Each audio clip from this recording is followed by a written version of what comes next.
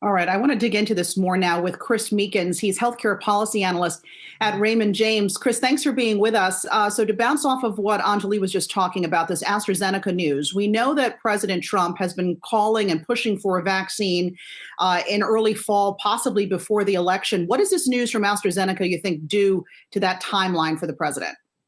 Yeah, I think that it's actually encouraging for the scientific community. The fact that the company was willing to pause things shows that the system is actually working and should give the public more confidence if we do get an emergency use authorization or we do get an FDA approval of a vaccine. So this is actually an encouraging step, even though we never want to see any adverse outcome. So we'll get to the bottom of whether this was a result of the vaccine or probably not, and then we can continue to move forward. With regard to the president's time frame, I think that he's going to continue to push to get an emergency use authorization before the election. He believes it is critical to his reelection chances to have a vaccine. He believes the public will largely forgive some other stumbles the administration may have had on testing and other areas in the COVID response if a vaccine gets approved in record time. Chris, Anjalee here. President Trump just recently tweeted about new moves to lower Medicare premiums and drug prices. And this is something we've been hearing from the administration. I think the idea behind all of these efforts seems to be to at least coerce, the private market, commercial insurers and the like, to follow suit. What are the chances of that happening with all this push, with the election coming up? Yeah, the president has talked a lot about lowering prices, and he keeps promising new actions to do it, and we're continuing to wait. As you may recall, the end of July, we had big conversations about the president issuing these executive orders on drug pricing, and the most consequential of which would have been tying the prices for some drugs to the prices in Europe. He said, well, I signed it, but I'm going to give pharma 30 days to negotiate. Well, those 30 days came, and they went. He tweeted that he had signed the executive order back, I think, on August 22nd. No one has still seen it, so it's hiding somewhere in the White House. I think if we were to see real action, real executive orders, it's difficult to get it implemented before the election, and there's no question there would be court challenges thereafter. So I think he wants pharma to lower prices. He wants the commercial industry to lower things so that seniors feel better, because if you look at the polling right now, he's not doing as well with seniors as he did 4 years ago. So he's going to pull everything, every trick out of his pack that he possibly can between now and the election, a lot of promises. And we really have to be careful to examine what's substantive versus what's just rhetoric. Chris, ultimately, do you think President Trump's reelection hinges on getting that vaccine to market in some form before Election Day? I don't think necessarily hinges on that. I think one of the things they may be underappreciating is just how many people are already voting. North Carolina sent out their ballots September 4th.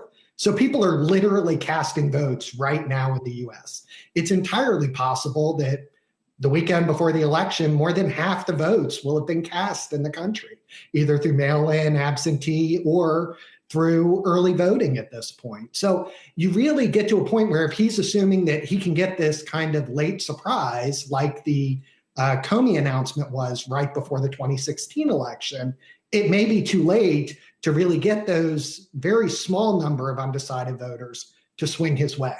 So he needs something significantly sooner rather than later.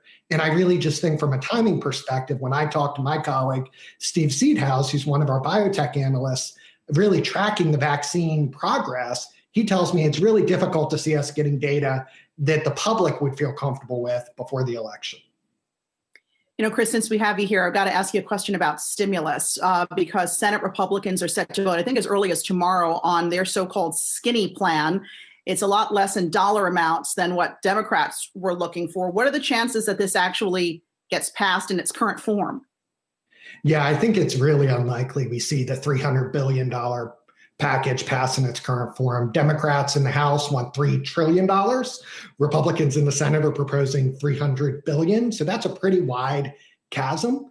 Up until that point, the White House was saying they'd be on board with like $1 trillion, $1.5 trillion. Democrats in the House said they'd be willing to come down to 2.5. So we're still really in the heart of this negotiation. And the fact that just last week, the Treasury Secretary said that he and Speaker Pelosi had negotiated a clean continuing resolution to fund the government at the end of September. That was really the next pivot point that could have required action for a bigger deal. If that's going to be clean, then the odds we get this before the election just drop by the day. And I'm pretty surprised the market has been so sanguine about the fact that we don't have this next fiscal relief package. Chris, what ultimately gets this deal done before the election? To your point, the market has barely budged on this. Is it going to take a full-on stock market route outside of these hot tech stocks to get the deal done? Yeah, I mean, obviously, I'm not encouraging the market to go down just so we can get a deal, but I do think that you need some pressure on Senate Republicans to spur them to action. And I think that a stock market moving lower could spur the president to want to see additional action and be more flexible on the numbers. But at the same time, at the end of the day, we're in the middle of an election season. The number one goal of the Speaker of the House is to make sure President Trump loses. The number one goal of President Trump is to make sure he wins. Those are very conflicting ideas. And if you see another round of stimulus and it can help improve the economic outlook before the election, there are a lot of people in Congress right now that have an incentive not to move forward with that. All right, Chris Meekins, healthcare policy analyst at Raymond James. Thanks for being with us this morning. Thanks for having me, Alexis.